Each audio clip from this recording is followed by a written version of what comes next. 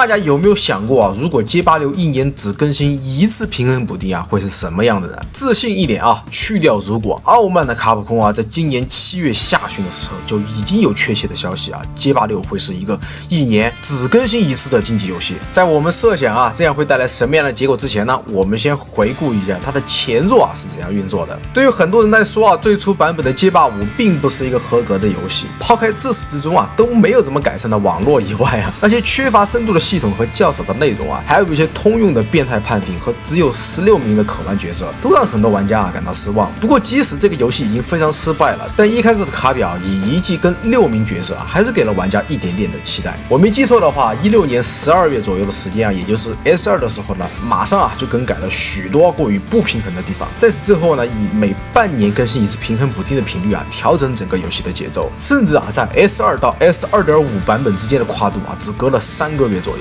看得出来啊，卡表真的是在用心补救这个失败的作品，想方设法啊让这个游戏呢变得不那么的糟糕。那结果呢，到最后的街霸5啊，确实能玩了。每个角色呢都有新的 VS 和 VT， 又有了新的 V 闪系统。除了最后一季啊，一年6个角色，时不时啊就有服装联动的更新，真的是那种看孩子长大的感觉。那为什么啊不拿更往前的作品像街霸4、街霸3这样去做比较呢？这两座啊归根到底呢都是街机时代的作品啊，而且街机时代的格斗游戏啊，它更新的形式呢跟现在是完全不同的。让我们啊把视角回放到现在，街霸6一年一更的后果会是什么呢？想想目前啊还是最初版本的街霸6，够不够完善就先不提了。前几天啊我看到的角色使用率啊，其实我非常理解且明白啊，竞技游戏要做到平衡呢是非常难的一件事情。但就目前这个使用情况啊，你就看看贯彻全部段位遥遥领先的肯和鲁克这些角色啊，你就知道平衡做的究竟好还是不好了。而且这种情况啊要维持1年啊才能得到改进，对其他角色爱的玩家来说啊，就是会不断的消磨你的耐心。这究竟啊要有多大的毅力啊才能坚持到底呢？看看同等水平的杰米啊和肯做比较啊，用尽千方百计啊，思路呢甚至比九寨沟的水啊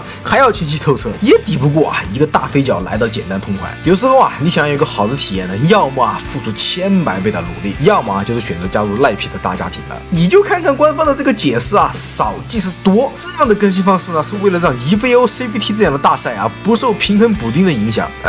我不知道大家看不看好这个说法啊，但我自己呢只是一个普通的玩家，我认为游戏啊就应该以玩家出发，并且以前5代啊我看半年一平衡，同样也有很多精彩绝伦的操作啊，让玩家们久久啊不能忘怀。那做好平衡啊，不正是让每一个玩家和选手变得更加平等吗？那怎么就变得影响比赛了呢？一年到头里面啊，永远就是那几个角色夺冠，冷门角色拿下冠军所付出的努力啊，可比什么赖皮角色啊要多得多了。而且卡普空你不更新平衡补丁也就算了啊，从头割到尾的角色服装你他妈是一个不更啊，设计了那么多啊，就是给我们玩家画饼的吗？你看看泛制的mod啊，都跟得比你勤快，而且有些做的还不比你差啊，所以我很难想象啊，一个老牌经典 IP 啊，在主机时代打了这么一手的好牌，不抓紧时间啊，让玩家在满意的基础上更加满意啊，多出点皮肤，做好每一个角色之间的平衡，反而啊开始变得傲慢。你街霸5失败了，知道多做事开始补救，你6代钱拿够了，当老大了，就开始摆了。